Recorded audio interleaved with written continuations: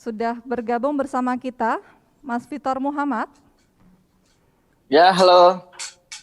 Halo Mas Vitor, selamat pagi.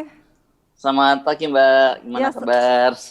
salam kenal untuk pemuda hebat Indonesia. Wah, satu kebanggaan sekali untuk saya di sini bisa menjadi moderator Inspiring Session dengan narasumber yang luar biasa, Mas Vitor. Oke, baik. Sebelumnya, saya akan izinkan saya, Mas Vitor, ya, untuk membacakan profil dari Mas Vitor, karena ada pepatah tak kenal maka tak sayang. Jadi agar diskusi kita lebih klik gitu ya, Mas ya, kita akan bacakan CV-nya terlebih dahulu.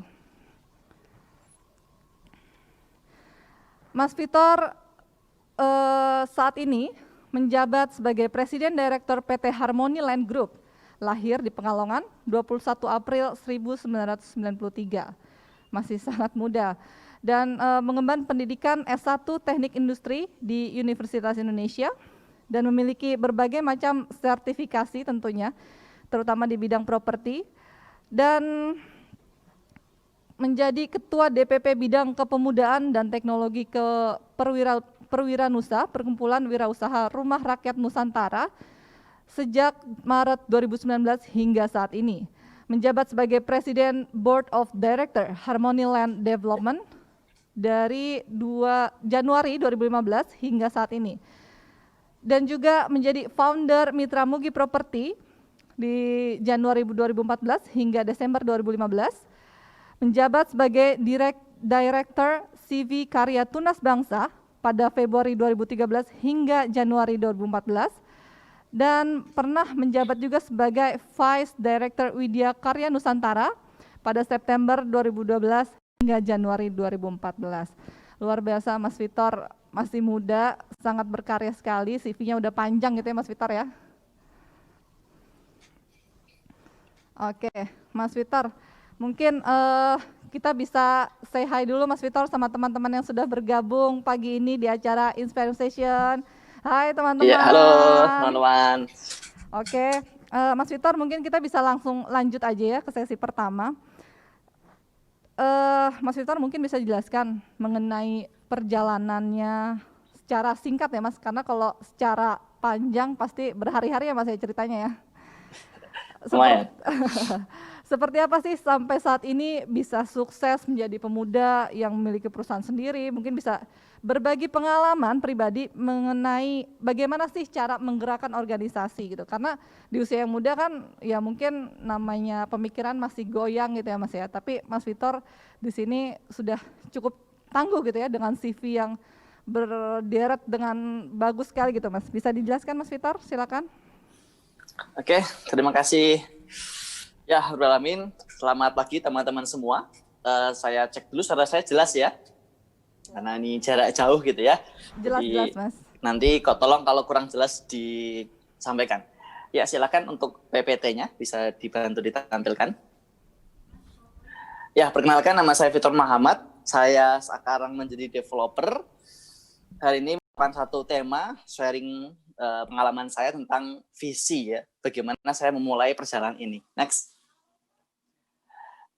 Ini perusahaan saya, sekarang kita ada 70 tim di kantor, ada beberapa perusahaan. Next. Dan sekarang kita ada 19 perumahan, insya Allah ke-20 dan ke-21 sedang ongoing untuk akuisisi. Mohon doanya November, berarti insya Allah ada 21 proyek perumahan di daerah Depok, Bogor, Sukabumi, dan Jakarta. Next. Ya, singkat saya ingin menceritakan tentang perjalanan saya. Saya dari Pekalongan gitu ya, dan sebenarnya keluarga saya bukannya nggak mampu juga, jadi keluarga normal lah ya, masih mencukupi untuk akhirnya bisa kuliah di kampus Universitas Indonesia di Teknik Industri. Next. Nah, tapi dari dulu tuh saya suka galau, dari SMA tuh galau gitu ya, mikir itu hidup itu buat apa, kita tuh mau ngapain, ke depan mau jadi apa, itu galau banget. Serius deh, SMA itu kelas 1, kelas 2 udah sering banget galau. Kalau anak-anak dulu galau pacaran gitu ya, galau main apa, kalau saya galau tuh galau mikirin masa depan, ini ke depan mau jadi apa gitu ya, makna hidup itu apa dan sebagainya. Next. Akhirnya singkat cerita, next, saya ikut satu pelatihan di SMA kelas 2 dan kelas 3 ya, itu disitulah membuka pikiran saya bahwa ternyata next hidup itu adalah untuk kita berdampak. Lanjut. Hidup itu untuk kita bisa berdampak menebarkan banyak kebaikan. Nah, pertanyaannya adalah bagaimana caranya gitu ya? Dengan cara apa kita hidup berdampak itu? Karena hidup kita singkat banget gitu ya. Hidup kita sangat singkat, sangat pendek. Kita lahir, sekolah, kerja, menikah, punya anak, punya cucu, terus meninggal gitu. Nah, terus ngapain gitu kan? Apa gitu. Nah, sehingga disitulah mulai ketemu pelatihan itu paham bahwa oh hidup itu harus bermanfaat, berdampak gitu ya. Dari situlah memulai perjalanan hidup saya dengan visi yang jelas. Next. Waktu itu paling sederhana adalah mimpi saya adalah menjadi seorang pebisnis gitu ya. Jadi SMA kelas 2 itu udah mikir, kelas 3 itu ikut pelatihan, wah gila memang hidup itu harus berdampak. Dan ternyata biar berdampak lebih luas, waktu itu saya taunya, oh jalurnya jalur bisnis gitu ya. Sehingga saya memutuskan SMA kelas 3 bahwa bisnis itu adalah jalan ninja gitu ya. Pertanyaannya, kan walaupun bisnis tetap harus kuliah dong, orang tua nyuruh kuliah, mau kuliah di mana gitu ya. Singkat cerita, saya milih Teknik Industri Universitas Indonesia, yang mana ternyata Teknik Industri UI itu tidak ke manufaktur, tapi lebih kepada bisnis development gitu ya. Jadi agak mepet-mepet ke bisnis. Kayak saya SMA-nya IPA gitu ya. Biar kalau ke manajemen kan nanti lompat ke IPS. Dia ngambil Teknik Industri. Ini waktu masuk pertama kali ya, masih kurus. Next. Dan ketika masuk kuliah, saya set clear goal dengan jelas. Ya, ketika masuk kuliah sampai 100 saya mau jadi akademis prestatif hanya bidang kewirausahaan. Alhamdulillah jadi mapres kewirausahaan di Fakultas Teknik, kemudian ikut lomba-lomba semua tentang kewirausahaan. Pun saya berorganisasi, itu semua organisasi yang hanya berhubungan dengan kewirausahaan. Jadi saya nggak ikut BEM, saya nggak ikut apa karate atau apapun itu, saya hanya ikut semua organisasi, semua aktivitas yang berhubungan dengan kewirausahaan. Kenapa? Karena saya dari awal masuk kuliah, saya sudah jelas set clear goals menjadi seorang entrepreneur.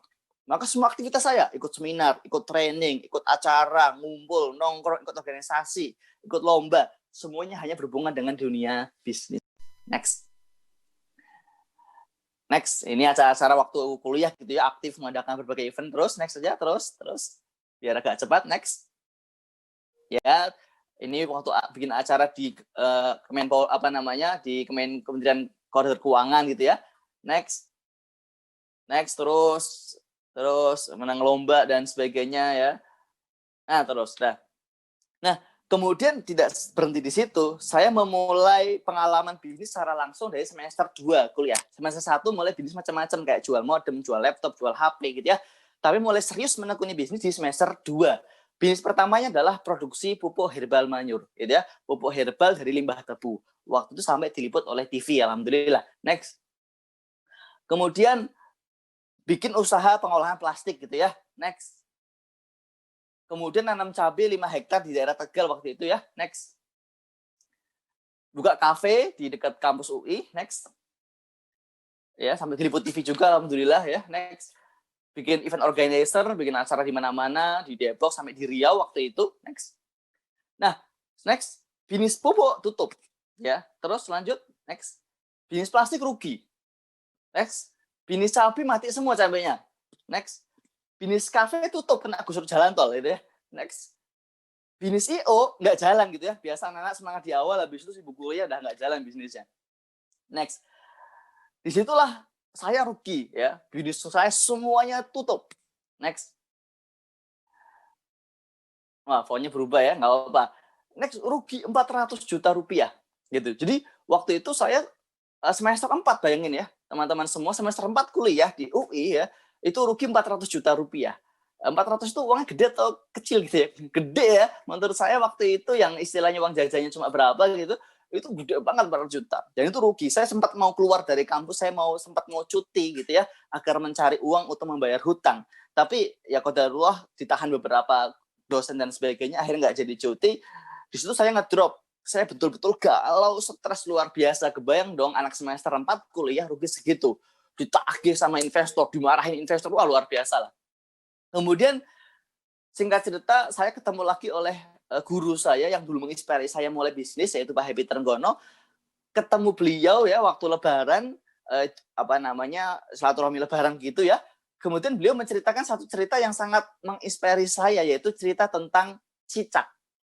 Ya, teman-teman semua tahu nggak cicak itu, dan mundur. Nah, tahu nggak cicak itu hidupnya di mana? Di dinding gitu ya. Kan cicak-cicak di dinding gitu ya, diam-diam merayap. Apa makanannya? Nyamuk gitu. Makanannya nyamuk. Nyamuk terbang atau nempel dinding? Terbang. Cicak bisa terbang nggak? Nggak bisa. Bisa lompat nggak cicak? Nggak bisa. Nah, gimana ceritanya? Ada makhluk ya hidupnya nempel di dinding, nggak bisa lompat, makanannya nyamuk yang terbang. Dan nyamuk itu, teman-teman semua perlu diketahui, dia jarang nongkrong di dinding. Jarang nyamuk itu nempel dinding, jarang. Kalau lalat iya. Kalau lalat itu suka nempel di dinding. Kalau nyamuk jarang. Nah, terus gimana ceritanya? Ada makhluk, makanannya itu terbang, dia nggak bisa terbang. Ya, waktu itu Pak Happy menjelaskan bahwa yes, cicak nggak bisa terbang, tapi cicak memiliki satu kekuatan yang sungguh luar biasa. Apa itu? Lidahnya bisa memanjang, dan daya tangkapnya, akurasi, ketepatan tangkapnya begitu luar biasa. Dan itulah namanya the core kompetensi utama kita. Oke, kita nggak perfect, kita nggak bisa semuanya. Tapi ada satu hal, kekuatan yang kita sangat-sangat super ya. Kalau kita bicara kayak Avengers DC komik gitu, ini super power kita gitu ya. Apa gitu? Kalau cicak ternyata apa? Tingkat akurasi dan ketepatan lidahnya manjangnya itu. Kata cicak gini, mau nyamuk situ mau lewatnya sejam sekali, 2 jam sekali nggak apa-apa. Tapi sekali situ lewat, langsung zlot, saya tangkap. Gitu. Itulah hebatnya cicak. Next. Karena itu ternyata saya baru sadar bahwa sukses itu butuh kompetensi. Bini saya waktu itu banyak, itu ternyata saya hanya jago untuk apa? Bikin proposal, presentasi kepada investor. Karena saya dari semester 1 kuliah sudah ikut berbagai lomba bisnis, sudah jago bikin proposal, presentasi, dan menang lomba. Nah, itu tak pakai untuk presentasi ke investor. Alhamdulillah dipercaya. Tapi ternyata teman-teman semua berbisnis bukan tentang sekedar peluang, bukan sekedar opportunity, bukan sekedar kesempatan. Tapi pertanyaannya, mampu nggak kita? Kompeten nggak kita mengelola peluang itu? Dan semua bisnis saya jelas clearly saya nggak kompeten di situ. Sehingga wajarlah semester 4 saya rugi 400 juta rupiah. Next. Dan membangun kompetensi itu butuh proses. Butuh apa? Fokus. Ya, nggak bisa kita jago di semua hal gitu ya. Butuh fokus membangun kompetensi. Karena membangun kompetensi butuh proses. Ya, butuh effort, butuh resource gitu. Next. Karena itulah langkah pertama kita memutuskan diputuskan di mana playing field-nya, area bermain kita, bidang apa yang mau kita gelutin, bidang apa yang kita pengen menjadi expert di situ, kita harus tentukan. Kalau kita di sebuah pulau, kalau kita belum menentukan mau naik kapal apa, selamanya kita nggak pernah bisa berlayar. Berlayar dimulai kalau kita menentukan kapalnya, maka sebenarnya perjalanan hidup kita dimulai kalau kita sudah menentukan bidang apa yang pengen saya ketekuni, yang pengen saya kuatin gitu. Next. Nah, pertanyaannya gini, next. Ya. Nah, ini yang sebelah kanan siapa? The Rock ya, Don Johnson gitu ya. Sebelah kiri siapa? Michael Jordan. Pertanyaannya siapa yang lebih sukses? Ya. Atau gini deh, next. Siapa yang menang gitu ya? Oh ya jelas tuh yang menang The Rock gitu ya, badannya keker gitu kan, mesti menang gitu. Tergantung di bidang apa. Kalau disuruh main basket, jelas yang menang adalah Michael Jordan. Kalau disuruh tarung gitu ya, atau main film, yang menang adalah Don Johnson mesti. Jadi menang kalah tergantung bidangnya, sukses gagal tergantung bidangnya. Maka kalau kita pengen sukses, tentukan dulu bidangnya. Next. Dan saya waktu itu setelah rugi tahun umur 20 ya, setelah stres umur 20 rugi, sekian bulan kemudian saya 6 bulan kemudian kalau nggak salah saya usia 21. Dan ternyata memang tanggal lahir saya 21 April pada usia ke-21. Saya mikir, oh ini angka ajaib nih gitu ya, angka kebangkitan gitu. Kenapa angkanya sama gitu ya? 21 tahun 21 April, sehingga saya memutuskan tanggal itu adalah tanggal saya memutuskan fokus hidup saya. Next. Titik balik itu ya, harus fokus. Next. Nah, disitulah saya memulai dari zero, mulai dari nol. Next. Dengan masuk di mana? Masuk properti. saya memulai sebagai co-broke ya. Co-broke itu apa sih namanya? Sinergi ya antara agent, saya menjual rumah menjadi calo atau agent properti ya. Next, ini rumah yang pertama kali kita jual, itu foto saya masih muda gitu ya. Next. Waktu itu spanduknya ala kadarnya banget gitu ya. Yang penting ada tulisannya, namanya, dan dulu tuh masih ala kadarnya. Kita nulis namanya Great Mugi ya, Great Mugi Property. Kenapa? Karena saya punya usaha namanya Mugi Mugi dulu ya, kafenya. Spanduknya ala kadarnya banget, yang penting jualan. Next. Dan waktu itu saya lagi ngedrop, walaupun saya kuliah di kampus terbaik ya di Indonesia, yaitu Universitas Indonesia, tapi saya ngekosnya di kosan terjelek gitu ya. Itu kosan tukang ya. Jadi sebelah kanan tukang nasi goreng, sebelah kiri tukang sekuteng gitu ya. Jadi kalau untung orang tua saya nggak datang ya, kalau orang tua saya datang gitu ya, stresnya aku gini banget gitu ya. Nah, jadi itu ya nyari paling murah lah istilahnya, itu aja berdua gitu kan. Kemudian next, logonya kita perbaharui lagi. Next, Mitra Mugi Property itu perusahaan agensi.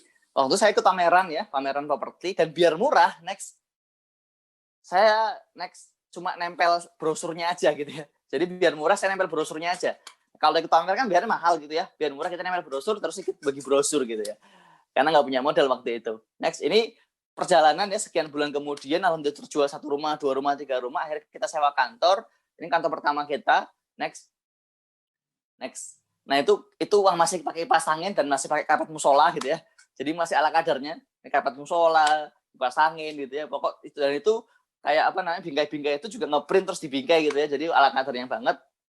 Next. Nah kalau jualan pun next, saya dulunya di belakang gitu ya. Kenapa? Karena calo yakin kan cuma nemenin doang gitu ya. Jadi cuma di belakang nungguin akar gitu ya. Next. Nah, dari situ alhamdulillah mulai 1 rumah terjual, 2 rumah terjual, kita rekrut karyawannya makin banyak gitu. Akhirnya makin perumahan banyak yang kita jual. Next, ini perumahan yang kita jual dulu. Next. Nah, next. Saya kan penjualan alhamdulillah lancar gitu ya, kita makin jago gitu ya. Karena saya tahu bahwa untuk kita berbisnis butuh kompetensi. Karena itu waktu itu saya concern hidup saya, waktu saya habiskan untuk fokus belajar ilmu jualan, belajar ilmu properti gitu ya. Next. Nah, tapi kalau penjualan tuh untungnya kecil lah. Bisa kita buka jasa perizinan. Jadi kita jual plus ngurus izin rumah, ada IMB, sertifikat pecah dan sebagainya. Next. Nah, habis itu kita kan pengen dong jadi developer gitu ya. Bismillah jadi developer dah gitu ya. Ternyata developer tuh gampang. Kenapa? Next. Tinggal satu lagi. Next. Yaitu belajar pembangunan gitu ya. Next. Dan belajar tentang keuangan, cari modalnya gitu ya. Jadi penjualan udah bisa, next, penjualan bisa, terus lanjut perizinan bisa, tinggal pembangunan dan keuangan. Pembangunan kita pikir kita subkon aja gitu ya. Back dulu bentar. Penjualan kita pikir kita subkon aja lah, pembangunan kita subkon aja lah, cari kontraktor karena kita nggak kompeten, kita bukan lulusan sipil gitu ya. Tinggal keuangan, waktu itu saya udahlah kita cari modal gitu ya. Terus saya bikin proposal gitu ya, terus cari investor, presentasi ditolak. Bikin proposal, presentasi ditolak. Cari lahan kita booking, bikin proposal ke investor ditolak lagi. Ditolak terus 6 bulan ya. Ditolak terus, ketemu orang tolak hingga akhirnya next. Alhamdulillah 2015 di-approve oleh investor menjadi proyek pertama saya ya di Saber Regency. Dan ini bertepatan dengan saya lulus kuliah. Jadi saya 4 tahun kuliah di UI, masuk 2011, lulus 2015. Dan di 2015 ini pas saat skripsi udah ada proyek sendiri alhamdulillah gitu. Dan kebetulan skripsi saya pun tentang properti biar nyambung. Nah, next. Cuman ternyata nggak seindah itu gitu ya. Ini gambar jelas gitu ya. Saya ketipu kontraktor sebesar 500 juta rupiah. Kan tadi kan biar aman kita pakai subkon kontraktornya gitu karena kita nggak ngerti. Ternyata kita subkon ke orangnya nakal, kita rugi 500 juta rupiah. Ya, jadi dari berapa? 900 juta alhamdulillah. Nah, itu stres banget. Next. Sampai waktu itu tukang-tukang itu pada demo ya, mau bongkar karena ternyata kontraktornya itu udah tak kasih uang, tapi uangnya nggak dibayarkan ke tukang dan bahkan tidak dibayarkan kepada toko material gitu. Jadi tukangnya demo, kalau nggak dikasih duit kita mau bongkar rumahnya. Toko material protes, bawa preman. Waduh, heboh waktu itu. Ya, badan saya kecil gitu kan. Waduh, luar biasa. Cuma saya hadapin semua, alhamdulillah saya tenangkan ya. Karena kan saya juga korban gitu. Wah, luar biasa perjalanan cerita waktu itu. Next. Disitulah saya belajar bahwa mengeksekusi adalah dengan compiling kompetensi, dengan kompetensi yang melekat kepada hasil. Next. Tidak sekedar kompetensi. Maka jika kita mau masuk konstruksi, harus mengerti konstruksi. Jika penjualan, harus mengerti penjualan. Bukan sekedar kompetensi, tapi kompetensi yang mengikat kepada hasil. Itu yang paling penting. Next. Akhirnya alhamdulillah ya, bismillah, terus bertumbuh, terus belajar, ya, terus menjaga amanah. Next. Dan akhirnya dari proyek 1, 2, 3, 4 ya, terus sampai sekarang ada 19 perumahan ya, insya Allah, bismillah, mohon doanya tahun bulan ini nambah 2 proyek lagi gitu ya, insya Allah. Nah, next, terus ini berapa proyek saya, next lagi, terus ini perumahan saya ya, yang kita milik sendiri, insya Allah, alhamdulillah, terus macam-macam ya. Dan alhamdulillah 2017 kita mendapatkan penghargaan dari Rumah 123, SUA, Kompas ya, sebagai developer terbaik di daerah Depok ya, dengan harga kategori bawah 300. Next. Alhamdulillah di penghargaan di Malaysia juga waktu itu, ada International Youth Entrepreneur Summit. Next. Tahun lalu alhamdulillah 2019 dapat penghargaan oleh Bank Mandiri Syariah sebagai developer terbaik di area Bogor. Ya, tahun ini nggak tahu kan, corona, penjualan turun ya, tapi insya Allah kita ikhtiarkan terus. Next. Nah ini semua alhamdulillah perjalanan begitu luar biasa gitu. Next. Oke, ini pertanyaan dari sendiri dulu ya, bukan ke teman-teman publik. Banyak orang bertanya, nanti saya jawab di sini biar gampang. Next. Apa yang membuat Mas Victor sebegitunya berjuang? Padahal keluarga tidak kekurangan, sudah diterima di UI pula, ya kan? Kan kalau udah masuk UI, apalagi kita industri itu kan sudah terbayang gitu ya, nanti masa depannya itu sudah terbaca, karena teman-teman angkatanmu tuh fresh graduate udah rata-rata gaji tinggi-tinggi, bahkan sekarang temanku ada yang gaji 25 juta, padahal baru usia 27 gitu ya. Nah, intinya adalah prospek lah di teknik industri UI itu. Tapi kok ngapain sih kok sama bisnis, apalagi keluarga bukan nggak mampu, kan biasanya orang bisnis karena nggak ada opsi gitu ya, keluarga lagi nggak mampu, lagi nggak ada duit, terus nggak ada opsi ya harus bisnis. Kalau alhamdulillah saya waktu itu ya keluarga mampu gitu ya. Dan bahkan saya ketika kenapa saya sampai ngekos di kosan tukang itu bukan karena keluarga nggak ada uang, tapi saya bilang ke ibu waktu itu sebelum rugi ya, Bu, saya bisnis alhamdulillah udah lancar, mohon doanya ibu nggak usah kirim uang lagi, saya mau mandiri gitu kurang lebihnya. Udah bilang sombong gitu ya, karena udah punya duit gitu ya, pede banget, habis itu rugi semua bisnisnya. Waduh. Tapi kan nggak enak kan mau ngomong lagi, Bu kirimi duit lagi, nggak enak. Akhirnya ya wes lah dengan duit yang ada. Karena waktu itu saya juga pengen, memang lagi fase pengen menjalani susahnya hidup gitu. Jadi ya udahlah seadarnya banget gitu. Next. Terus PPT-nya masih lanjut. Nah, pertanyaannya apa yang membuat saya se-fighting itu waktu itu sampai ya istilahnya tuh sambil bayangin dong kuliah di UI itu tugasnya banyak, bikin usahanya banyak. Waktu itu bayangan nggak, saya itu di Pekalongan, di Pemalang, di Semarang, di Tegal. Jadi setiap hari dari Sabtu pagi Jumat malam saya naik bis ke Pekalongan, kemudian naik motor dari Pekalongan ke Semarang, ngecek bini saya di Semarang, kemudian pulang lagi naik bis ke Pemalang, di Pemalang ngecek yang pupuk, kemudian langsung lanjut ke Tegal ngecek cabai, habis itu langsung lanjut ke Depok. Sebenarnya ada aktivitas, ada tugas, ada kerjaan, macam-macam. Itu ya, kemudian setiap harinya di kafe gitu nongkrongnya, jagain kafe, jam 2 malam belanja di pasar. Luar biasa banget hidupnya. Tapi kenapa saya kok sampai sebegitunya fighting? Apakah karena dream, karena mimpi? Next. No, karena strong belief, strong willpower, keyakinan yang kuat, daya juang yang kuat. Ini bukan tentang sekedar mimpi, bukan sekedar pengen, saya pengen punya rumah mewah, saya pengen punya pengen istri cantik, saya pengen punya mobil mewah. No, ini tentang apa yang kita perjuangkan dalam hidup. Next. Dan alhamdulillah waktu itu saya berkesempatan, salah satu mimpi saya adalah mengumrohkan ibu sebelum menikah gitu ya. Waktu itu sebelum menikah saya mengajak umroh ibu dan kesampaian. Dan ketika kan gini, kalau kita ke umroh atau ke Makkah itu kan kita sudah mesti punya banyak list doa gitu ya. Dan saya tuh udah teman-teman nitip gitu ya. Jadi list doanya banyak banget, tak gitu ya. Ini temen ini doanya, ini doanya, ini. Udah rencanaku adalah nyampe ke Ka'bah gitu ya, nyampe ke Raudhah makam Rasulullah gitu ya, kita berdoa sama Allah, itu baca list doanya gitu ya. Cuma waktu itu pertama kali nyampe Madinah dulu, lihat Masjid Nabawi itu benar-benar tenyuh banget sampai nangis, asik banget alhamdulillah. Kemudian nyampe masuk ke makam Raudhah gitu ya. Itu kan salah satu tempat yang mustajabah. Dan makam Raudhah itu sholat sunnah diburu-buru kan, suruh cepet-cepet kan, 2 rakaat suruh pergi gitu. Karena kan gantian, ramai banget soalnya. Nah pas ketika sholat itu kan nggak sempat dong buka apa sih bukunya, doanya itu nggak bakal sempat kan. Doa apa yang terucap? Waktu itu doa yang terucap itu, ini saya tulis doanya gitu, hari saya foto, itu terucap, kok ingat doa ini, di doa semua doa itu lupa gitu ya. Semua doa itu lupa, kok ingatnya doa ini gitu. Akhirnya saya saking senangnya, pas 2 rakaat selesai diusir kan, seluruh keluar, saya muter lagi, antri lagi. Ya, masuk 2 rakaat lagi sholat, diusir keluar, muter lagi, antri lagi berkali-kali, sampai saya waktu itu udah hampir ketinggalan bis gitu ya, karena sudah mau berangkat, bis mau berangkat, saya masih muter-muter kan, waktu itu HP juga nggak, istilahnya nggak pulsa, nggak taisi gitu, jadi nggak ketahuan. Udah nyampe tuh udah pada masuk bis semua, itu buru-buru kita. Nah, terus akhirnya nyampe Mekah gitu. Di Mekah lihat Ka'bah, itu cuma semua doanya lupa. Dan doa tadi yang ingat gitu. Kemudian alhamdulillah sempat sholat di Hijri Ismail, susah banget, dan kebetulan ada saudara di sana, dilindungi saudara gini gitu ya, kita akhirnya sholat buru-buru karena wah susah banget sholatnya. Tapi alhamdulillah bisa sholat di Hijri Ismail depan pintu Ka'bah. Dan karena urgent seperti itu, doa lupa gitu kan. Yang ada doa itu. Apa doanya? Next. Karena saking ini saya tulis gitu ya, saya foto, ini pas di makam Rasulullah itu, di belakangnya malah makam Rasulullah.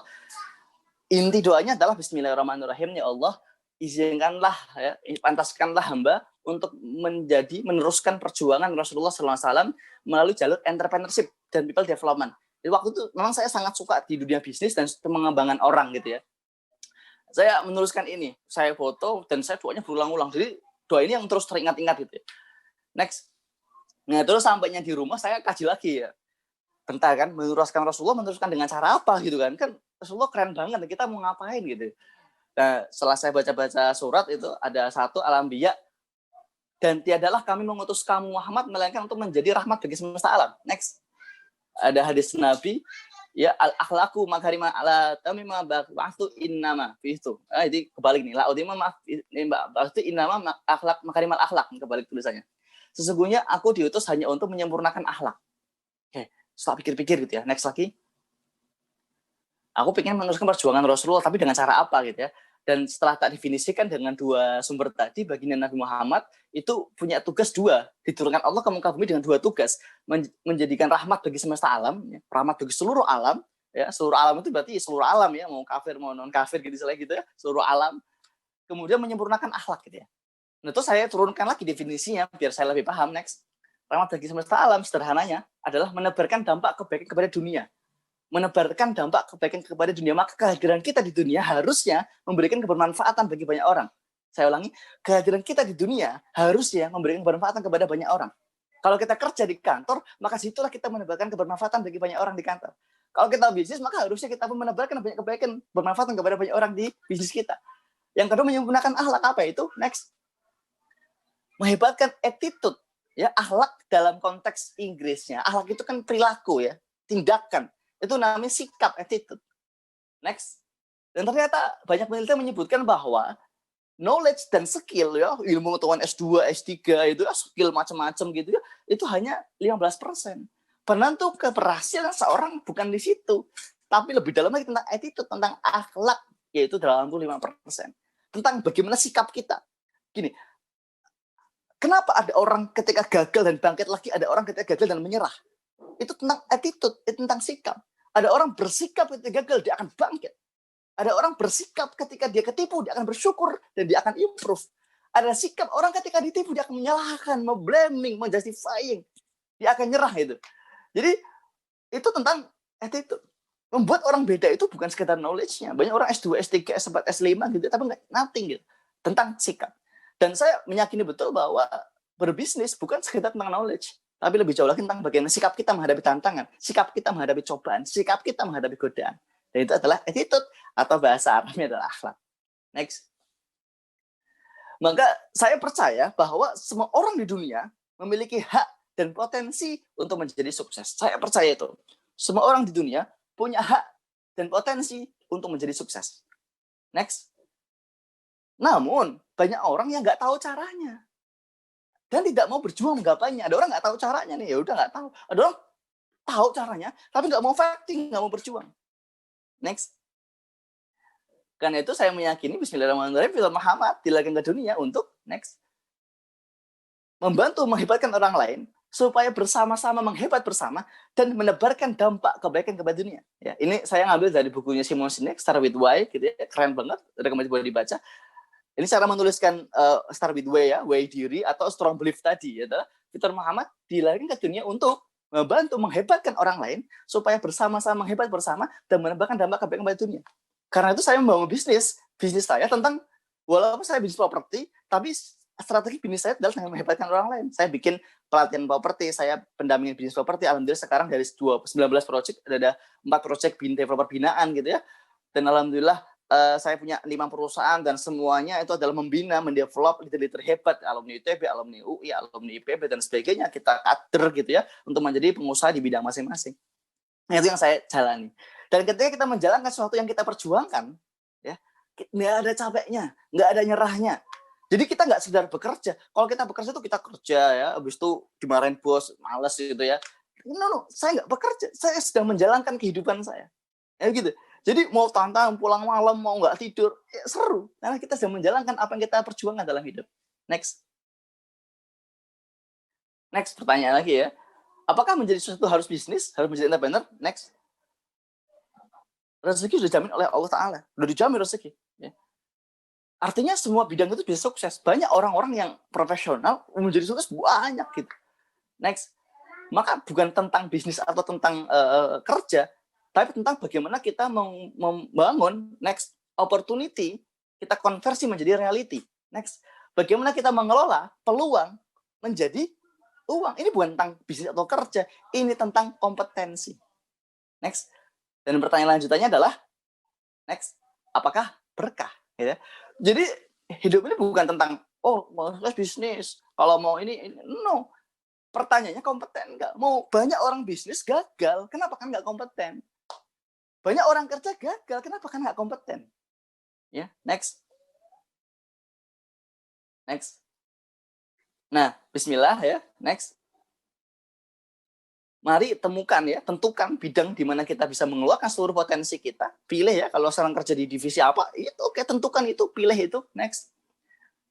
Kemudian mari temukan strong belief ya, keyakinan kuat, sesuatu yang kita perjuangkan mati-matian. Sehingga kita tidak akan pernah berhenti berjuang di situ. Karena yang membuat orang gagal bukan karena orang nggak mampu, ya. Oke, yes, gagal karena nggak mampu. Tapi kenapa nggak mampu? Karena kurang berjuang untuk menjadi mampu, gitu. Jadi tentang hidup ini tentang bagaimana kita berjuang untuk menjadi mampu, untuk menjadi kompeten, akhirnya menjadi berhasil. Next. Dan melangkah secara bertahap, menghebatkan kompetensi kita, menyempurnakan akhlak kita, karena akhlak nggak pernah sempurna, jadi kita terus fighting, berjuang menyempurnakan akhlak kita, menggapai sukses dunia dan akhirat. Next. Ya, begitu sesi 30 menit pas saya waktuin. Selamat Hari Sumpah Pemuda. Kuatkan akhlak kita semua, satukan negeri untuk Indonesia di tengah pandemi. Semua orang ribut, semua orang kadang saling menyalahkan politik dan sebagainya. Kita anak muda nggak usah pusing. Kita anak muda fokus berkarya, memberikan effort terbaik kita, mengeluarkan tenaga terbaik kita, mengeluarkan semua potensi terbaik kita untuk menebarkan karya, menebarkan kebermanfaatan seluas-luasnya. Next sedikit. Terakhir, ya, jika ada yang kita dan tidak ada yang kita, tidak ada bedanya, buat apa kita hidup? Semoga hidup kita bermanfaat. Next. Ini kontak saya, jika ada yang mau kontak, next. Ya, dan Harmony Land, kita perusahaan properti, siap bersinergi, we are one stop property solution, next. Sekedar info, ya, kita ready untuk sinergi, next. Jadi kita perusahaan ya, yang punya tanah, bingung diapain, kita bangun perumahan ya, next. Kita kerjasama lahan, next. Ingin renovasi rumah, ada kontraktor, ingin investasi, ada fintech, pramdana, next. Ingin punya rumah, konsultasi, bingung, ada mitra muki, next. Ingin jadi developer, ada Yepong Development Academy, next. Ya, ingin rumah desain sendiri, ada arsitektur, next. Ingin punya aplikasi, ada Omain. Ini semua tentang membina orang. Jadi saya menjalankan semua bisnis tentang bagaimana menjalankan, memperjuangkan apa yang saya perjuangkan dalam hidup. Insya Allah seperti itu. Terima kasih atas waktunya. Semoga bermanfaat.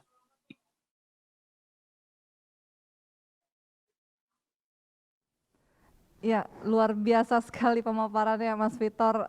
Saya sampai speechless ya, karena masih usia muda tapi ternyata pemaparannya sudah cukup daging semua yang disampaikan, betul ya Mas Victor ya? Oke. Alhamdulillah, insya Allah. Oke Mas Victor, kita bisa langsung menuju ke pertanyaan ya Mas Victor ya.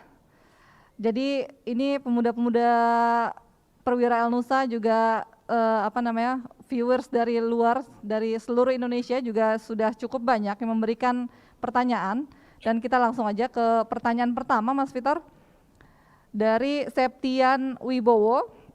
Pertanyaannya adalah bagaimana kita menemukan core to the core dalam diri kita dan menyiapkan mental untuk menemukan core itu, yang mana bisa sewaktu-waktu memberhentikan atau gagal gitu ya, maksudnya visi kita dalam menemukan core tersebut. Silakan Mas Victor. Oke. Ya, pernah nonton film superhero gitu ya?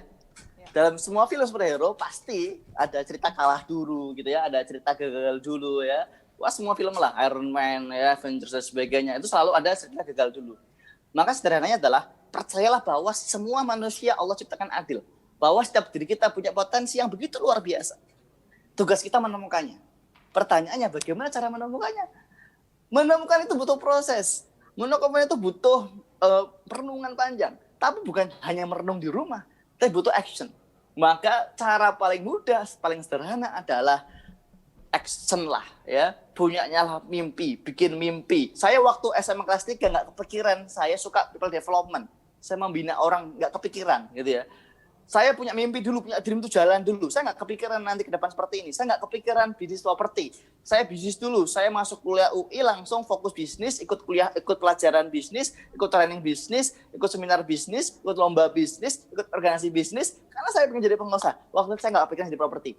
Bahkan waktu itu tahu, saya bisnisnya adalah pupuk. Dan saya pas ada teman bisnis properti, saya bilang, properti itu merusak alam gitu ya. Properti itu merusak alam, kita harus bisnis tanaman. Indonesia adalah negara agraris, kita harus bisnis tanaman. Sekarang saya merusak alam ya enggak ya. Sekarang saya bisnis properti gitu. Kita nggak pernah tahu. Maka kalau Anda pengen betul-betul mengetahui, tiada lain adalah dengan cara action. Dan terus berpikir, mengevaluasi, merenung dalam setiap perjalanannya. Insya Allah akan ketemu. Karena nggak ada cara singkatnya ya, nggak bisa labim gitu. Tiba-tiba kita dibukain cakra ketemu, nggak ada perjalanan. Naruto itu jadi kuat karena ada perjalanan panjangnya gitu ya, nggak tiba-tiba ujuk-ujuk keluar. Next. Ya, gitu, jadi balik lagi ya Mas Victor ya, kita harus menentukan visi misi yang tepat gitu ya, untuk mendorong semangat gitu ya, sesuai dengan yang dipresentasikan sama Mas Victor tadi. Oke, terima kasih Mas Victor. Mudah-mudahan pertanyaan dari Mas Septian Wibowo bisa menjawab dan bisa menumbuhkan semangat. Jangan jadi generasi rebahan gitu ya Mas ya. Oke. Pertanyaan kedua ini dari Mbak Hilda Gustani. Pertanyaannya adalah, Mas Victor, bagaimana strategi atau kiat-kiat untuk para pemuda-pemudi memberanikan diri untuk membeli rumah dengan harga yang sangat tinggi selangit saat ini? Gimana tuh Mas Victor? Sekarang kayaknya itu memang jadi isu yang paling hangat ya untuk para generasi pasangan milenial gitu dalam memberi rumah. Betul. Menurut saya rumah itu penting banget karena kita nggak bisa mudik ya kalau kita nggak punya rumah di kampung. Artinya kita nggak bisa kembali, nggak bisa ngumpul kalau kita nggak ada rumah. Maka penting, dan harga properti memang terus naik. Saya kesulitan Mbak, jujur, kalau saya buka project selesai gitu ya, duitnya balik, kita nyari lahan lagi itu susah. Jadi mesti kalau dengan duit yang sama kita belinya mundur lagi atau luas tanah lebih kecil gitu ya. Karena memang harga tanah naiknya luar biasa. Itulah mengapa harga properti terus naik. Nah, bagaimana caranya gini? Selalu ada cara, selalu ada jalan. Yang tugas kita adalah percaya, tugas kita adalah yakin, tugas kita adalah niat. Kalau kita sudah niat, kalau kita sudah yakin, insya Allah jalannya ketemu. Maka nggak mungkin bisa ketemu rumah yang bagus kalau nggak pernah nyoba cari rumah. Ya. Nggak mungkin bisa ketemu opportunity yang bagus kalau nggak pernah mencari opportunity. Jadi yang paling jelas Mbak, karena itu jawabannya pasti panjang. Kalau mau konsultasi nanti insya Allah tim saya bisa bantu. Karena tim kita Mbak, kita ada simulasi konsultasi tentang rumah, tentang budget, tentang cicilan, tentang bagaimana strategi punya rumah, bagaimana strategi nabung, bagaimana strategi macam-macam lah. Bagaimana biar lolos KPR gitu ya. Tapi insya Allah kita nggak pakai cara aneh-aneh gitu ya. Membuat data palsu enggak, tapi kita kasih advice yang insya Allah membangun yang mana kedepannya someday kita bisa punya rumah sendiri. detailnya sama tim ya. Panjang itu jawabannya nanti. Jadi Siap. mungkin untuk Mbak Hilda diniatin dulu aja gitu ya Mas ya, diniatin dulu, Iya. dirancang dulu strateginya gitu ya Pak ya. Nanti bisa, insya Allah bisa Karena punya emang rumah kalau gitu ya. nggak nyari-nyari sekarang nggak dapat dapet. Karena emang harga terus naik mau nggak mau. Jadi harus jalan nanti bisa ke kantor lah untuk konsultasi lebih detail lagi, insya Allah. Oke, baik, terima kasih Mas Vitor. Sekarang kita beralih ke pertanyaan ketiga. Ini adalah pertanyaan terakhir terpilih karena waktu kita cukup singkat. Padahal saya ingin diskusi lebih lama lagi nih Mas Vitor. Yang ketiga adalah pertanyaan dari Mas Iman Kurniadi. Pertanyaannya adalah, apakah ada tips agar kita tetap sabar gitu ya dan persisten gigih untuk menjalankan entrepreneurship ini? Silakan Mas Vitor. Oke. Itu seperti di materi saya di terakhir gitu ya. Temukan something, strong belief, willpower yang kita perjuangkan. Ya, kalau mengacu ke Simon Sinek di bukunya 1-2, temukan why kita. Kalau mengacu ke Angelina Duckworth di bukunya Grit, temukan grit kita. Kalau mengacu ke ilmu Jim Collins di bukunya Grit by Choice, temukan ambisi level 5 kita gitu ya. Itu banyak bahasa, intinya adalah kalau kita pengen tidak pernah berhenti berjuang, temukan sesuatu yang kita benar-benar perjuangkan. Bahwa apa yang kita perjuangkan bukan tentang materialistik. Kalau kita berjuang hanya untuk uang, kita berjuang hanya untuk material, ketika tercapai kita akan berhenti berjuang. Let's say misalkan, oh aku pengen punya rumah mewah gitu. Setelah itu tercapai, kita akan selesai. Dan bahkan seringkali kita nggak ada puas-puasnya, nggak ada bersyukur-bersyukurnya. Jadi bagaimana kita tidak menyerah, sederhana temukan itu. Ya, bagaimana cara menemukannya? Ada beberapa tools ya, panjang sekali lagi. Saya beberapa kali ngisi materi ini, tapi kalau untuk singkatnya baca bukunya Simon Sinek, Define Your Way, itu juga ada rekomendasi cara menemukannya, atau baca bukunya Angela Duckworth di buku Grit, di situ juga ada beberapa komen-komen untuk membuat strong belief ini gitu. Oke. Gitu insya Allah. Oke. Terima kasih Mas Vitor atas jawabannya, mudah-mudahan menjawab ya Mas Iman dari pertanyaan tadi yang telah dijelaskan Karena oleh waktunya sangat Mas singkat Vitor. Mbak, kalau Iya betul. panjang ini Nanti nggak bakal nyampe. mudah-mudahan kita bisa ketemu lagi di sesi yang lain Mas Vitor, karena Elnusa juga Iya, memiliki wadah sharing session tersendiri gitu. Oke, thank you banget Mas Vitor atas waktunya. Mas Vitor yang telah disempatkan untuk mengikuti Inspiring Session pada peringatan Sumpah Pemuda Elnusa tahun 2020 ini.